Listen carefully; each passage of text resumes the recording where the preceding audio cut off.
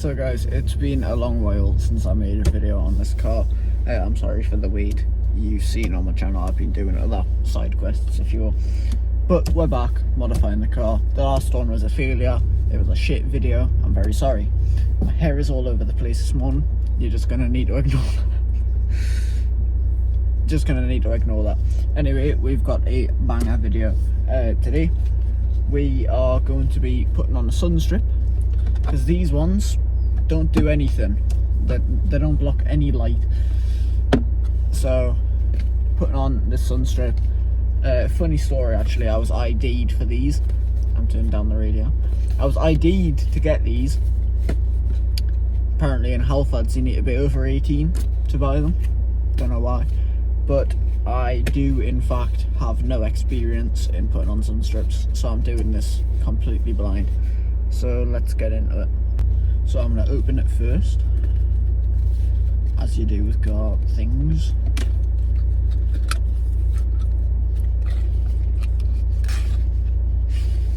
Oh, so it's literally just, it's black vinyl. This costs 10 quid, by the way. You can probably buy this same amount of vinyl for about a £5 on Amazon.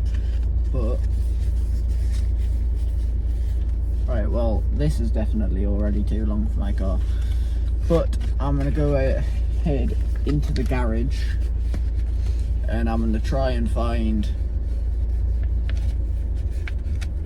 my my stuff. I'm gonna go into the garage and see if I can find my stuff. So, I've got the phone tripod, as you can see.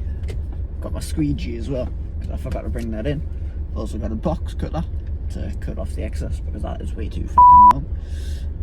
And also some masking tape to keep it up and position it so it's the correct height. Yeah, I have no experience in doing this, and I'm also going to be wrapping the interior trim, whether that be today or another day. Probably another day. But it'll still be in this video. It just depends on whether I do it today and get the video out tonight or not. But without further ado, I can't speak. Anyway, without further ado, let's get into it.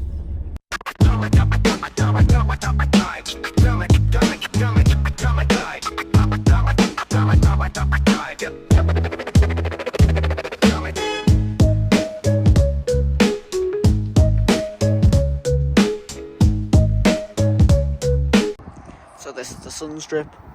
Put on the sun strip 2 days ago. Put the lettering on just last night. It's slightly off center, but it's barely noticeable. So if I head back in the car, you'll also notice I wrapped this part. I've not done the inside yet. I'm going to do that today. I haven't wrapped this part yet because I couldn't get it out, but now I'm going to get it out.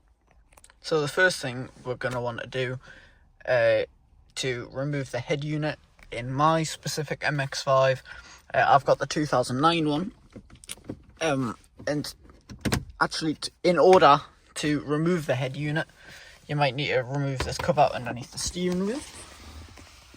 And if you go up there, I'm trying to get the camera positioned. I don't know whether you can see. Somewhere back there, if I can see it, then I'll circle it in editing. There should be a screw, and you remove that screw, and that is just a safety bolt, so they don't get stolen, basically. Now, it's my luck that the only MX5 models that have that, to my knowledge, is the 2009 one. Like the 2010, 2011, even the ones from 2007 don't. So I don't know what made Mazda just put it in for 1 year. But yeah, so if you've had that issue where you've followed another tutorial on removing the center console, undoing all these blah blah blah, and then you're just pulling at the head unit and it's not coming out, that is why. So I'm going to show you guys how to take out the head unit. So what you're going to want to do first is grab something like a flathead screwdriver, or if you have trim removals like tools and stuff, then use them because they're a lot safer on the plastics. But you are going to want to come back here to the back of the center console and just pop this up, place it somewhere where you know it is, and you will see these two screws. I've intentionally left them pretty weak because I knew I was going to remove them, but they should be quite tight. You're going to need to use a Phillips screwdriver. The size that I use is... it's an off-brand, so it doesn't say. Yeah, it doesn't say. But just try and find one that fits. And you're going to remove this bolt and this bolt. You don't need to worry about that one because that one just comes out with it. So once you have them screws removed, then you are going to want to slide the cup holder cover back. You're going to pop this part out here. That should be an easy one. And then just grab this little tab. That should be on either side. And there should be another screw just right there. Grab the screwdriver. And this one's slightly stripped, so it's a bit harder to get out. But remove this one as well. So now you have that screw removed to get the 3 screws that you've previously removed. And if you don't have a safe place to put them, just pop them in there. That lifts up with the center console, and no screws are big enough to slide down there. So once you close that, they can't escape. So that is the best place to put your screws if you don't have a secondary tub. But anyway, now what you are going to want to do is remove this part here. So that rubber part, don't worry if you don't see that. That is just added by the previous owner of this car. And what you're going to want to do now is just grab it by each end and make sure it pulls up, which it does. Now come here just beside the gear shifter or whatever's there if you have the automatic version, and just pull. Be gentle but firm at the same time, just so it pops up. Okay, and now you are going to want to grab it, and you are going to want to pull it up enough to then slide back. Now you are going to need to fiddle with this. It's very hard to do with one hand, so I'm going to need to put the phone down, but I will see if I can actually... Never mind, I just broke my phone holder. I was going to see if I can position my phone, but quite obviously not. But yeah, just pull it up so it goes back. I'll show you what it looks like. So just like that, when you pull it back, you should be seeing 2 screws on this one, but obviously since mine has had that, I've cut that out. Unideal, not properly done, but you know, it is what it is. And it should just go all the way back to here. So now we are going to remove this screw and that screw if you have one, and I will see you when that is removed. So once you have removed the screws, obviously just pop them back in here where all my screws are. Oops, slid it back in front, my bad. But now what you are going to want to do is keep your thing back. Mine's fell down, but then I will show you what you do after. So now you are ready to remove these side panels here. So what you do is you just grab from the back here and you just pull forward towards you and they should just unclip. Now you need to push this back as you fiddle around with this, and eventually it should just come right out. Obviously I'm still doing this one-handed. It's a lot easier if you use both hands. It's because it keeps on getting caught underneath here. So yeah, I will be back. And now simply do that on the other side. So that is one of the hardest parts now done. So now what you're going to want to do is get your screwdriver again. Thankfully Mazda uses the same screws for every single one of the screws. They're universal, mostly anyway. And yeah, so you don't need to memorize which screws go in where really. So what you're going to want to do is come under here remove these screws on the side, not that one, not the one that's facing towards the driver or the passenger, the one that's going towards the door. So remove these two screws and I'll show you what to do from there. Personal side round, by the way, I've just removed my phone holder to try and position it so you can see what I'm about to do next. And this part melted to my dash in the sun, so I don't know why I needed to involve this, I just felt like it. So the next thing you are going to want to do is grab either side, give it a wobble and a wiggle,